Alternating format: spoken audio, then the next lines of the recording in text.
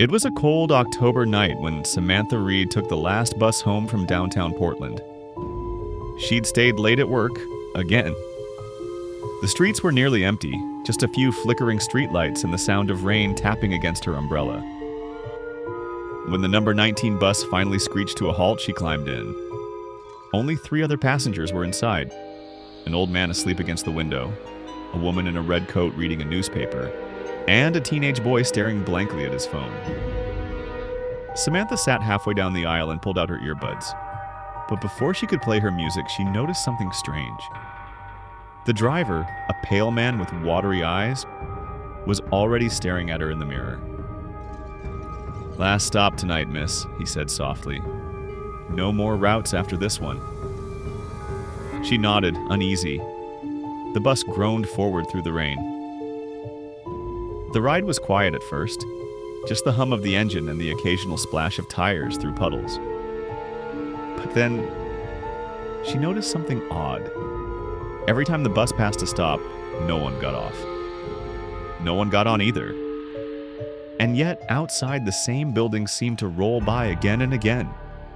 A laundromat, a diner, and a small grocery store with a neon open sign flickering in the dark. She leaned toward the window. The same neon open. The same rain dripping down the same awning. They were looping. Her heart thumped. She pulled the yellow cord. Ding! But the bus didn't stop. The driver kept going, staring forward, his hands trembling on the wheel. "Sir," she said nervously, "I need to get off here." "You can't," he murmured. "Not yet." The boy with the phone suddenly looked up. His screen was cracked. On it, she saw something impossible. A live stream of the bus, from above, as if someone, or something, was watching them all. "Who's recording this?" she asked. The boy didn't answer.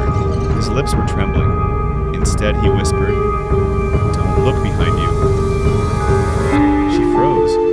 The old man who had been asleep was now sitting straight up.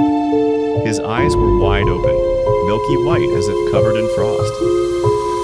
The woman in the red coat lowered her newspaper. Only, the newspaper was blank. No print, no photos, just gray paper. Samantha's breath came out in shivers. "What is this?" she whispered. The driver spoke again, voice shaking. "They always get on near the end of the route. I can't stop them. No one can..." The lights on the bus flickered. Outside, the street had disappeared. Nothing but darkness now, stretching endlessly ahead. The bus kept driving, but there was no road, no city, just black. Then the old man turned his head toward her, his jaw hanging loosely, unnaturally low. The woman's red coat dripped. Not water, but thick, dark blood pooling at her feet. Samantha stumbled backward, pressing against the cold window. Greater than... "Stop the bus! Please!" she screamed. The driver's voice cracked. "Greater than... I told you, miss! It's the last stop!" The bus suddenly jerked to a halt. The doors hissed open, revealing a foggy emptiness outside. No buildings, no sound, just fog. The driver turned to her, his face pale and hollow. "Greater than... If you step off now," he said, "you'll never find your way back." She hesitated, trembling. Behind her, the passengers began to stand up, their bodies twisting, their faces melting into blank, ghostly masks. One by one, they whispered, "Stay with us." Samantha bolted for the door, jumped off the bus, and ran into the fog. Her footsteps echoed endlessly, but she couldn't see more than a few feet ahead.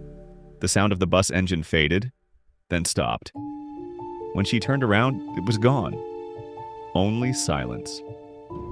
Hours later, or maybe minutes, headlights appeared through the fog. Another bus, the same number 19. And through the windshield, she saw the same driver.